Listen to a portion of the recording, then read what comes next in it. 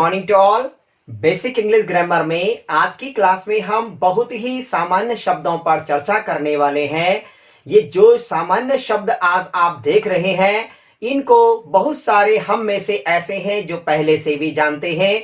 अक्सर हर किसी का कहना होता है कि this that is am are, ये तो हमको आ जाता है, लेकिन फिर भी हम जो है इनका इस्तेमाल करने में, इनको सही से समझने में मिस्टेक करते हैं। अक्सर हम गलतियां करते हैं और वही गलती हमारे लिए अंग्रेजी सीखने में बाधक का कार्य करती है। इसीलिए मेरा जो यहाँ पे टारगेट है कि आपको मैं बिल्कुल स्टार्टिंग से बेसिक से जो है इंग्लिश सिखाऊं, और अंग्रेजी का जो मेन पार्ट है आपका वो है tenses and models and advance English. वहां उसको शुरू करने से पहले जितनी भी बेसिक चीजों की हमको जरूरत होती है, ये जरूरत पड़ती है, मैं अब तक आपको step by step one by one करके उन सब चीजों को आपको डिस्कस करा रहा हूं। उन्हीं में से एक जो है इन शब्दों के बारे में मैंने आज ये क्लास आपके लिए है। और ये जो शब्द होते हैं, मेरा जहां तक मानना है, हम इनको थोड़ा बहुत जानते हैं, लेकिन हम इनका अंग्रेजी में सही से इस्तेमाल नहीं कर पाते हैं, और यही कारण है कि हमको अंग्रेजी में प्रॉब्लम बनी हुई रहती। तो देखते हैं कि इन शब्दों में आखिर हम कहां पर मिस्टेक करते हैं, क्यों हम इनको सही से इस्तेमाल करने में सक्षम नहीं हो पाते हैं। इसके पीछे कारण है इन शब्दों को सही से समझना और उनका सही इस्तेमाल कैसे किया जाए, इस बात को जानना है। तो आज की क्लास मैं इन्हीं शब्दों पे आपको दे रहा हूं। देखिए, वन बाय वन करके हम हर एक शब्द को अच्छे से समझेंगे और आगे आप इंग्लिश में बिल्कुल भी इनके इस्तेमाल करने में कोई गलती नहीं करेंगे। तो देखिए, इसमें सबसे पहला जो आपका शब्द है वो है आपका दिस। दिस का मतलब मैंने लिखा है यहां, दैट का मतलब है वहां, इज का मतलब है। ये तीनों के तीनों शब्द आपके सिंगुलर यानी एक वचन में। सिंगुलर और प्लूरल, इन पर मैं एक क्लास दे चुका हूं। मैंने बताया है जब कोई वस्तु संख्या में एक होती है तो वो हमेशा एक वचन कहलाती है, और जब दो या दो से अधिक है तो बहुवचन प्लूरल नंबर कहलाता है। अब देखते हैं, दिस का मतलब यहां, दैट का मतलब वहां, इज का मतलब है, ये तीनों के तीनों शब्द केवल एक वस्तु के लिए इस्तेमाल कर दिए जाते हैं। लेकिन ध्यान रखेंगे, जब कोई एक वस्तु नजदीक होती है तो हम उसको दिस का प्रयोग करते हैं। जैसे दिस इज अ पेन, लेकिन एक वस्तु है और दूर है तो फिर हम वहां पर दैट का प्रयोग करते हैं। तो ध्यान रखेंगे, दिस हमेशा नजदीक के लिए और दैट हमेशा दूर के लिए। और इनके लिए जो हम लास्ट में है का प्रयोग करते हैं, उसके लिए केवल और केवल आप इज का ही प्रयोग करेंगे, क्योंकि वस्तु संख्या में एक है, सिंगुलर नंबर है।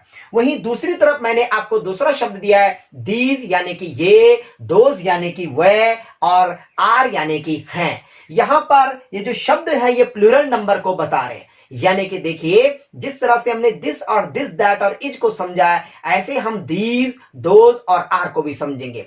जब दो या दो से अधिक वस्तुएं नजदीक होती हैं, सामने पर हैं, तो हम वहां पर दीज का प्रयोग करेंगे। जैसे मैंने कहा दीज आर पेन्स। लेकिन बहुत सारी वस्तुएं, दो या दो से अधिक वस्तुएं दूर हैं, सामने पर नहीं है, काफी दूर हैं, तो हम वहां पे दोज का प्रयोग करेंगे। Those are pens, these are pens, ये पेन है, एंड दोज आर पेन्स, वह पेन है।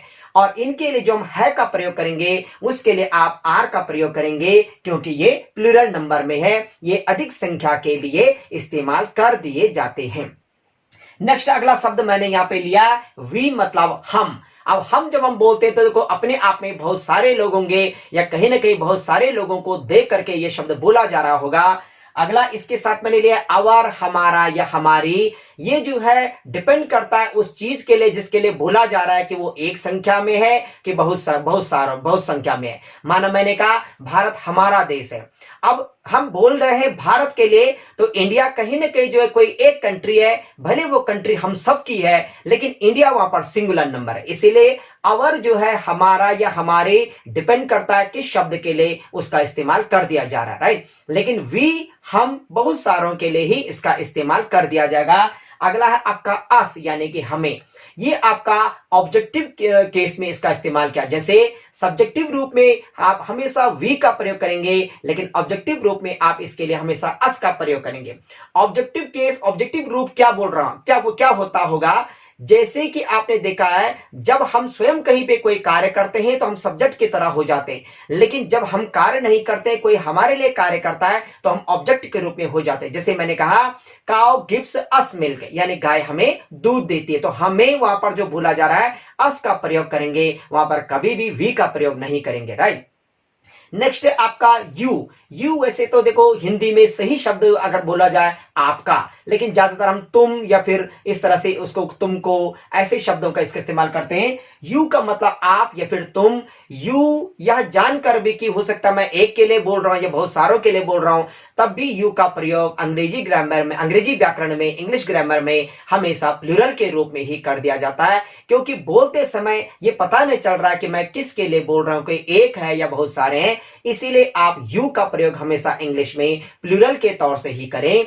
और वहीं योर यानी कि आपका या आपके, ये जो शब्द आया या तुम्हारा या तुम्हारी, ये आपका डिपेंड करता है उस वस्तु से कि वो एक वस्तु के लिए बोला जा रहा है या बहुत सारी वस्तुओं के लिए बोला जा रहा है, फिर वो सिंगुलर और प्लूरल में काउंट कर दी जाएंगे। और ऐसे ही इसका ऑब्जेक्टिव रूप भी यू ही है, यानी कि तुम्हें या फिर तुमको। जैसे आई टीच यू इंग्लिश, यानी कि मैं तुम्हें अंग्रेजी पढ़ाता हूं। यहां पर कार्य मैं कर रहा हूं लेकिन तुम्हारे लिए कर रहा हूं। यू वहां पर आप ऑब्जेक्ट के तौर से, लेकिन यू स्पीक इंग्लिश, तुम अंग्रेजी बोलते हो, यहां पर भी यू आया है लेकिन सब्जेक्टिव रूप है। तो इन्हीं चीजों को आपको थोड़ा समझना है कि कहां पर कौन सा शब्द इस्तेमाल कर दिया जा रहा है।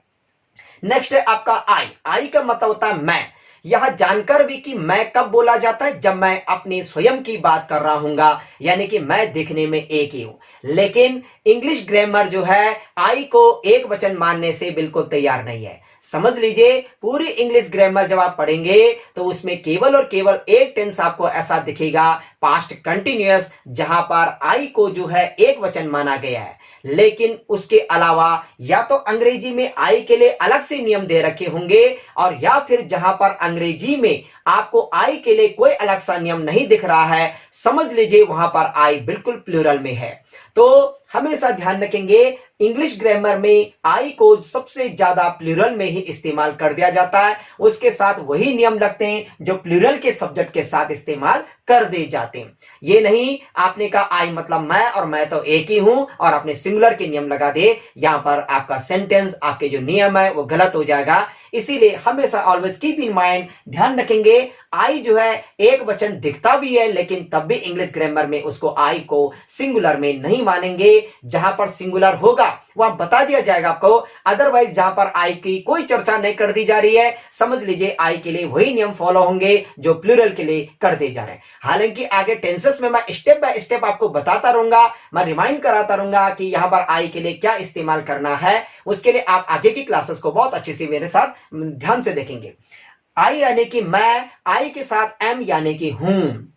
ये जो एम आया है ये केवल इस आई के लिए आया है। कभी इस एम का प्रयोग सिंगुलर और plural, Ram am, we am, you am बिल्कुल नहीं कर दिया जाता। ये एम केवल और केवल इस आई के लिए ही बना रखा है। उसके साथ दो तीन शब्द मैंने और यहां पे देखो आपको दिखाए हैं लिख करके, माई यानी कि मेरा या फिर मेरी। ये डिपेंड करता है वो वस्तु मेरा है, मेरी है, संख्या में एक है। लेकिन वहीं पर एक और शब्द मैंने लिखा देखो माइन, इसका मतलब भी होता है मेरा या फिर मेरी। और एक और शब्द मैंने लिखा है मी, मुझे या मुझको। ये आई का ऑब्जेक्टिव रूप है मी, सब्जेक्टिव रूप है आई जब आप कोई कार्य करते हैं। लेकिन आपके लिए कोई अगर कार्य करता है तो फिर वापस, जैसे माना मैंने कहा राम टीचर्स में इंग्लिश, यानी कि राम मुझे अंग्रेजी सिखाता है। कार्य राम कर रहा है लेकिन मेरे लिए कर रहा है, मुझे सिखाता है, तो वहां पर मी यानी कि कहीं ना कहीं ऑब्जेक्टिव केस में इसका इस्तेमाल कर दिया जा रहा है।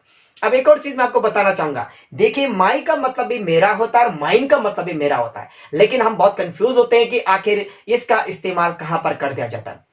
दोनों के दोनों शब्द जो है पोजीशन को दिखाते हैं, लेकिन अब मैं आपको अगर बताऊं, माई का प्रयोग हमेशा जब हम करते हैं तो उसके साथ उस ऑब्जेक्ट का प्रयोग जरूर कर दिया जाता है जिसके लिए बोला जा रहा है इस पर मेरा अधिकार है। माना की बात, एक सेंटेंस मैंने कहा दिस इज माई पेन, तो दिस इज माई पेन, अगर मैं माई का इस्तेमाल कर रहा हूं तो उसके आगे मुझे बोलना पड़ रहा है पेन, इस वस्तु पर मेरा अधिकार है, ये मेरी है। लेकिन अगर हम माइन का प्रयोग कर रहे हैं तब वहां पर उस ऑब्जेक्ट को बोलने की जरूरत नहीं है, तब आप सीधे कह सकते हैं दिस इज माइन, माना की बात है किसी ने क्वेश्चन किया हुज पेन इज दिस, यह किसका पेन है, तो आप आंसर में आपने कहा दिस इज माई पेन, यह मेरा पेन है, या फिर दिस इज माइन, यह मेरा है।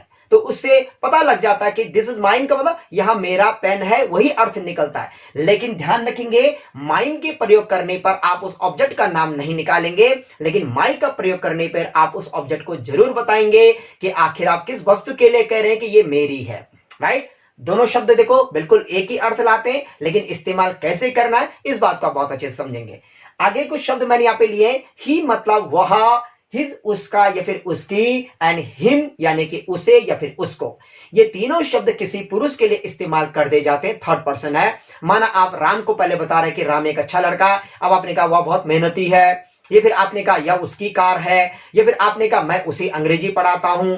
तो ऐसे शब्दों में जब भी उसका जिक्र कर दिया जा रहा है, जब भी उसकी जो है हम चर्चा कर रहे हैं, तो हम जरूर इन शब्दों का इस्तेमाल कर रहे हैं जो कि पुरुषवाचक के लिए इस्तेमाल कर देंगे। राइट, यही शब्द अगर किसी फीमेल पर्सन के लिए, किसी स्त्रीवाचक के लिए अगर हम प्रयोग करेंगे, तो उसमें आपका शी यानी कि वह, और हर यानी कि उसका या फिर उसकी, और हर उसे या फिर उसको। हर यहां पर किसी फीमेल पर्सन के लिए ऑब्जेक्टिव केस में इस्तेमाल कर दिया जाता है, और पुरुषवाचक के लिए अगर आप देखेंगे हिम यानी कि उसे या फिर उसको ऑब्जेक्टिव केस में प्रयोग कर दिया जाता है। ही और शी ये दोनों के दोनों जो इस्तेमाल कर दे जा रहे हैं, ये आपके सिंगुलर में ही प्रयोग कर दे जा रहे हैं। हमेशा इनके साथ आप एक वचन के नियम लगाएंगे, कभी भी हो आप प्लूरल के नियम इनके साथ नहीं लगाएंगे। राइट, आगे है आपका दे यानी कि वह, बहुत सारे होंगे तभी उनके लिए बोला जा रहा है। दियर उनका या उनकी, बहुत सारी वस्तुओं के लिए भी इशारा कर दिया, बहुत सारे लोग होंगे तो उनकी बहुत सारी वस्तुएं भी हो सकती हैं। कम चांस है कि सिंगुलर होगा, ज्यादातर हो सकता है प्लूरल ही हो। और द्यम यानी कि उन्हें या फिर उनको, ऑब्जेक्टिव केस में इसका प्रयोग कर दिया गया, जैसे कि आई टीच द्यम इंग्लिश, मैं उन्हें अंग्रेजी पढ़ाता हूं। उन्हें हो सकता है वो कोई बहुत एक ग्रुप है, कोई समूह है, या फिर कोई एक टीम है, बहुत सारे लोग हैं जिससे कि मैं इस शब्द का इस्तेमाल कर रहा हूं। इसीलिए मैंने इसको प्लूरल में लिखा है कि ये शब्द जो है प्लूरल में इस्तेमाल कर दे जाए। अगला मैंने यहां पर एक शब्द लिखा है, वो है आपका इट यानी कि यह, इट्स इसका या फिर इसकी, और फिर इट इसे या इसको। अब बहुत टाइम आपने देखा कि हम बहुत कंफ्यूज हो जाते हैं कि इट का मतलब भी यह और दिस का मतलब भी यह।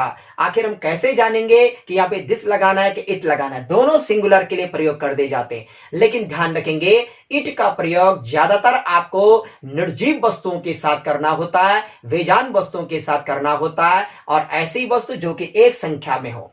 लेकिन दिस का प्रयोग आप सजीव और निर्जीव दोनों के लिए कर सकते हैं।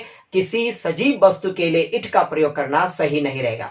दूसरी बात है कि जब आप यह शब्द इस्तेमाल कर रहे हैं, लेकिन आप एक कल्पना में है कि यह ऐसा है ना, आप उसको दिखा नहीं सकते हैं, यानी कि वहां पर प्रकट करके या कुछ इस तरह से बता करके, तब ऐसी बेजान वस्तु के लिए इट का प्रयोग करना ज्यादा सही रहता है। लेकिन दिस के प्रयोग करने पर हम उस वस्तु को दिखा भी सकते हैं, यह है, ये चीज है, इस चीज के लिए बोला जा रहा है, यह ऐसा है। इसीलिए दिस और इट में थोड़ा सा इस तरह का फर्क है। तो इट का प्रयोग ध्यान रखेंगे, इट यानी कि यह, और इट इसे या इसको, इसका ऑब्जेक्टिव केस है। ये सब्जेक्टिव केस में भी इट है और ऑब्जेक्टिव केस में भी। जैसे माना की बात हमने कहा, India is our country and we call it Bharat Mata. We call it, हम इसे भारत माता भी कहते हैं। तो यानी कि वहां पर इंडिया के लिए बोला जा रहा है। अब ये जो है एक कंट्री के लिए, इसीलिए हमने यहाँ पे इट का नाम, लेकिन वहां पे देखो मैंने इट ऑब्जेक्टिव केस में किया कि वी कॉल इट भारत माता। राइट, तो इस तरह से इट का प्रयोग कर दिया जा रहा है। और जैसे मैंने आपको बताया कि थोड़ा बहुत जो डिफरेंस इट और दिस में, उसको भी आप ध्यान रखेंगे। तो देखिए ये शब्द बहुत इंपॉर्टेंट है, और इन्हीं शब्दों का थोड़ा बहुत अर्थ आगे बदल जाएगा।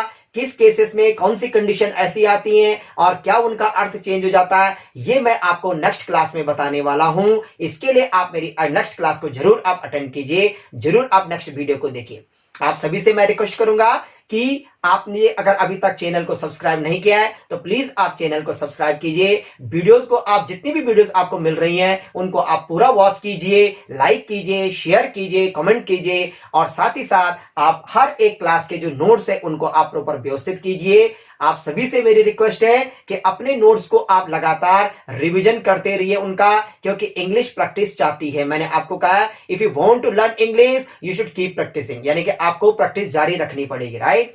तो आज की क्लास को मैं यहीं पे समाप्त करता हूं। Thank you so much, thanks for watching.